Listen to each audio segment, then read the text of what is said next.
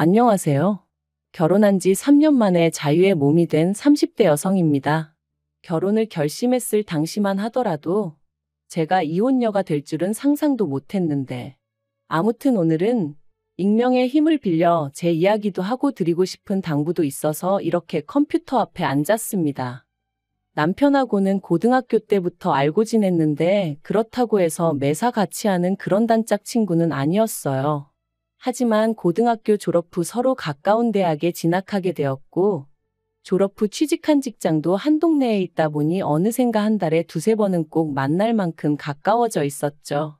그러다 저희 둘 다 28살이 되던 해 남편이 그냥 친구가 아니라 제 남자친구가 되고 싶다며 저에게 고백을 해왔고, 그렇게 연애를 시작했습니다.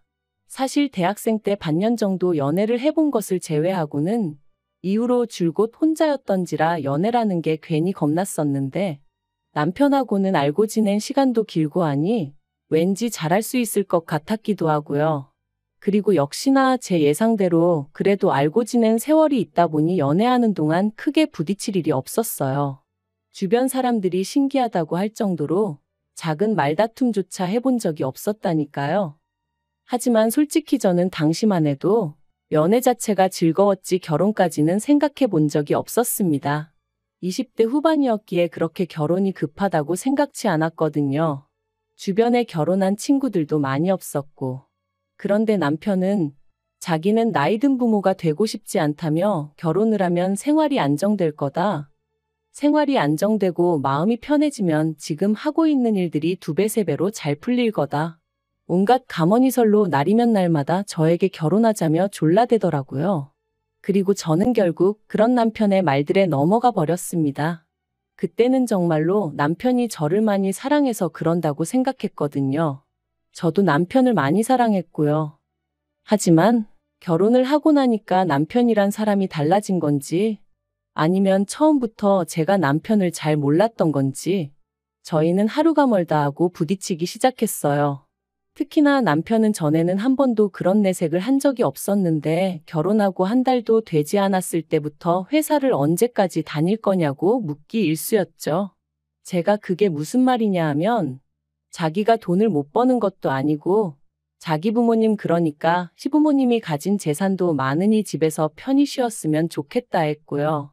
그리고 이렇게만 들으면 아마 다들 제가 배가 불렀다고 할지도 모르겠지만, 저는 남편의 그런 말들이 그렇게 좋게 들리지 않았습니다. 연애 때부터 남편에게 제가 얼마나 제 일을 사랑하는지, 자부심을 갖고 있는지 수도 없이 이야기했었는데, 그런 제 생각은 전혀 존중해주지 않고 오로지 마치 제가 돈을 벌기 위해 회사 생활을 한다는 식으로 몰아가는 느낌이었으니까요. 그리고 그뿐만이 아니었습니다. 사실 직장 생활을 하다 보면 어쩔 수 없이 참석해야 하는 자리들 있잖아요. 거래처 미팅이라던가 회식이라던가. 그런데 남편은 제가 그런 자리에 가는 걸 날이 가면 갈수록 더더욱 노골적으로 불쾌해했어요.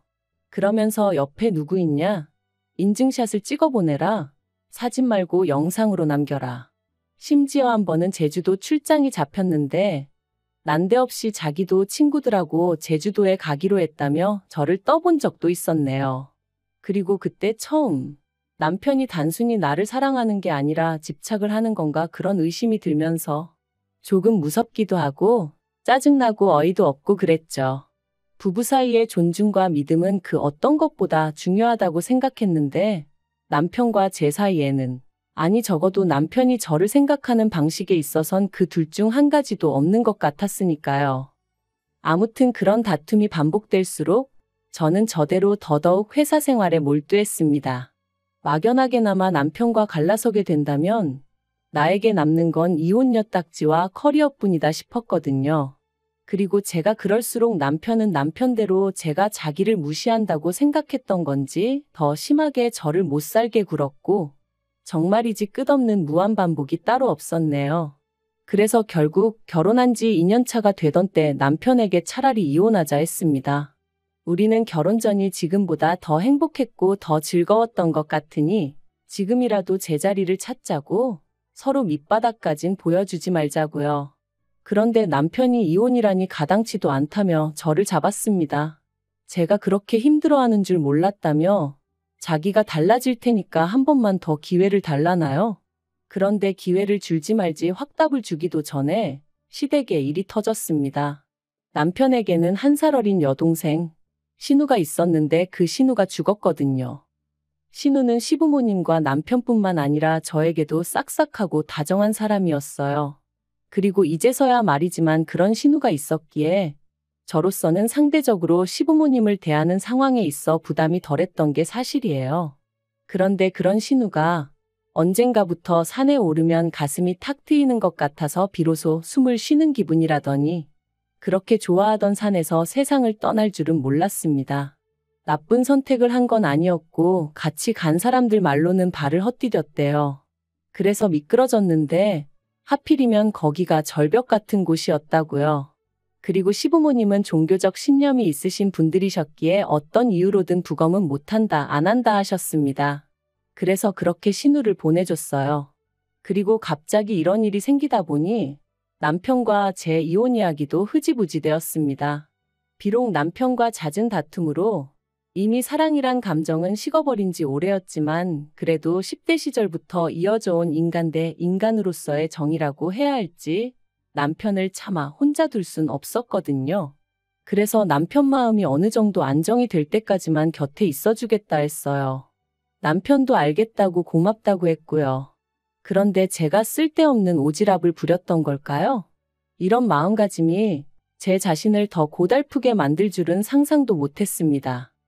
신우가 그렇게 떠나고 한 반년은 정말 시댁이고 저희 집이고 찬바람이 쌩쌩 부는 듯했어요. 특히나 시댁의 경우 아버님이 우울증 증세를 보이시면서 상황은 더욱 악화되어만 갔죠. 어머님은 당신도 힘들어 죽겠는데 어쩌라는 거냐며 아버님에게 걸핏하면 목소리를 높이시는 듯했고 심지어 한 번은 아버님을 향해 그릇을 집어 던지시기까지 하셨습니다. 그리고 그 일로 아버님은 경찰을 불렀고 그땐 정말 6.25 때 난리는 난리도 아니라는 말이 실감이 날 정도로 집안이 엉망이었죠. 그리고 상황이 그렇게 되자 남편이 저더러 염치가 없는 줄은 알지만 당분간만이라도 시부모님과 함께 지내면 안 되겠냐 하더라고요. 저렇게 계속 두 분만 뒀다간 무슨 일이 터져도 터질 것 같다면서. 그러면서 남편이 제 앞에서 어린애처럼 엉엉 우는데 참으로 뭐라고 위로를 해야 할지 모르겠더라고요. 하지만 안쓰러운 건 안쓰러운 거고 그렇다고 합가라니 도무지 엄두가 나지 않았습니다. 남편 하나 보고 있는 것도 숨이 턱턱 막히는데 합가라니. 어떻게 들릴지 모르겠지만 생각만 해도 속이 미식거리는 게 도저히 안 되겠대요. 그래서 남편더러 그건 못한다 안 된다 했습니다. 그랬더니 남편이 어머님 아버님이 얼마나 힘들어 하시는지 옆에서 보고도 그렇게 말할 수가 있냐면서 너무 서운하다는 거예요.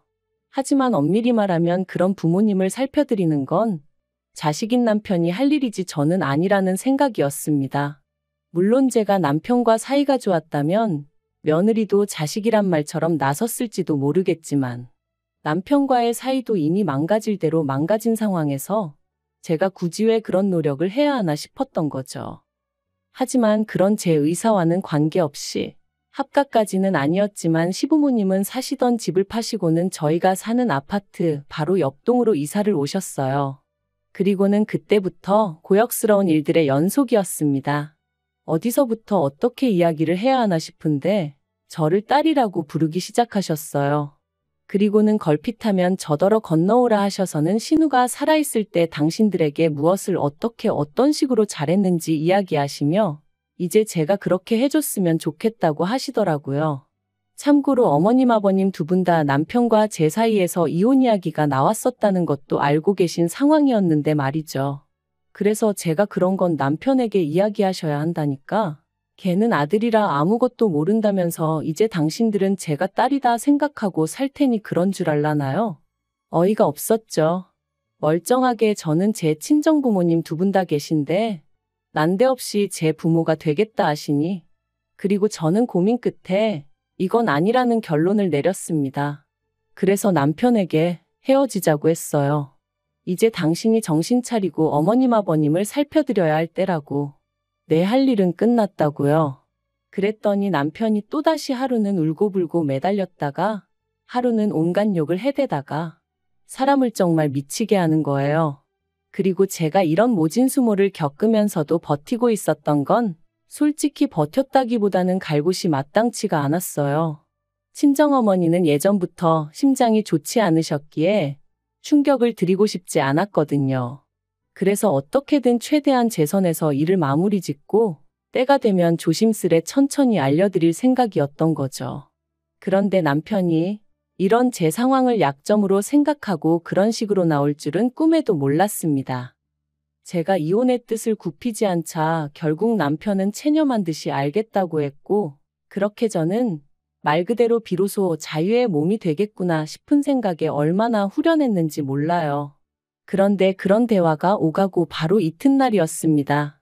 친정아버지한테 전화가 걸려왔는데 친정아버지가 이게 다 무슨 소리냐면서 방금 최서방이 왔다 갔다는 거예요. 그리고는 너희 이혼하냐? 네가 남자가 생겼다는데 사실이냐 하시는데 정말이지 미치고 환장하겠다는 게 이런 건가 싶대요.